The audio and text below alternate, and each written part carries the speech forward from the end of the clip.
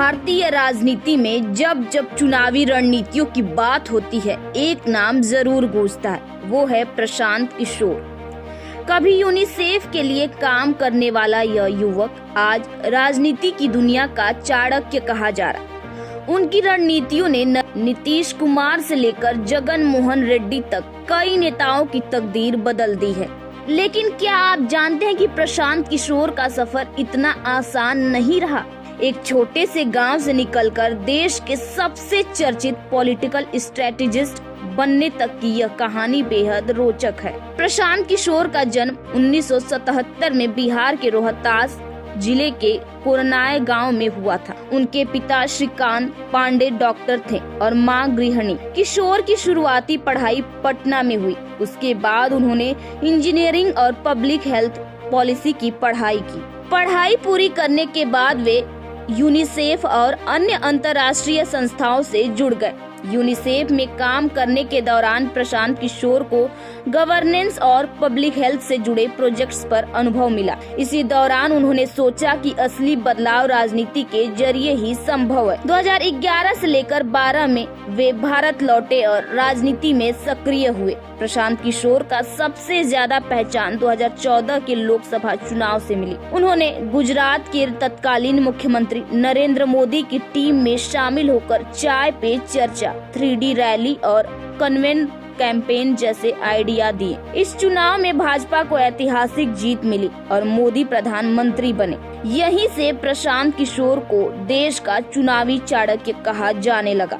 2015 में प्रशांत किशोर ने बिहार में नीतीश कुमार के साथ काम किया। महागठबंधन यानी जेडीयू राजद कांग्रेस के लिए उन्होंने बिहारी बनाम बिहारी नैरेटिव तैयार किया।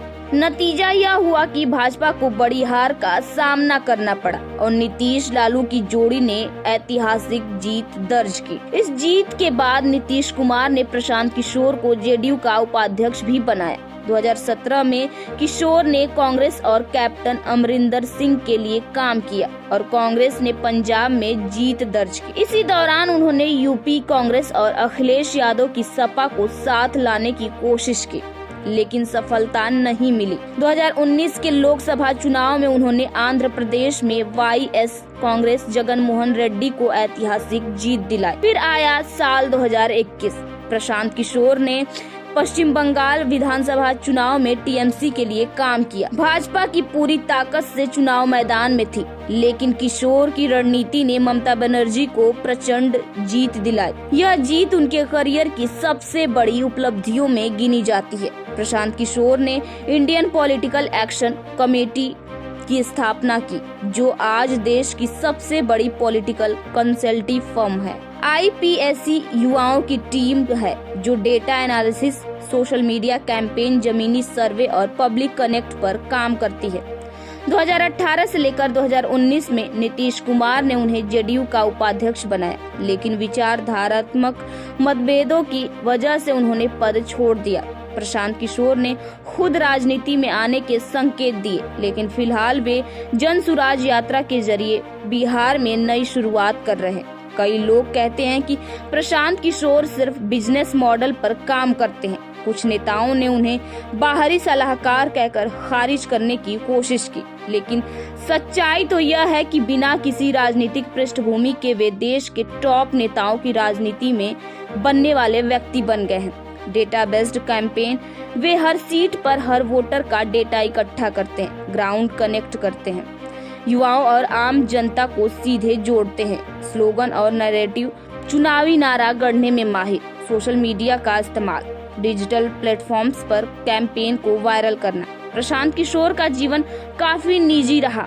वे ज्यादा इंटरव्यू नहीं देते हैं, मीडिया से दूरी बनाए रखते हैं। राजनीति से बाहर वे पब्लिक हेल्थ और शिक्षा जैसे मुद्दों पर भी काम करते हैं। प्रशांत किशोर सिर्फ एक पॉलिटिकल स्ट्रेटेजिस्ट नहीं है, बल्कि वे भारतीय लोकतंत्र की चुनावी राजनीति का नया चेहरा है। गांव के साधारण लड़के से लेकर प्रधानमंत्री मोदी और मुख्यमंत्री बनने वाले रणनीतिकार तक का उनका सफर प्रेरणादायक है। आज भी वे राजनीति में अपनी नई भूमिका की तलाश में हैं, लेकिन इतना तय है कि आने वाले वर्षों में उनका नाम भारतीय राजनीति की हर बड़ी चर्चा का हिस्सा रहेगा।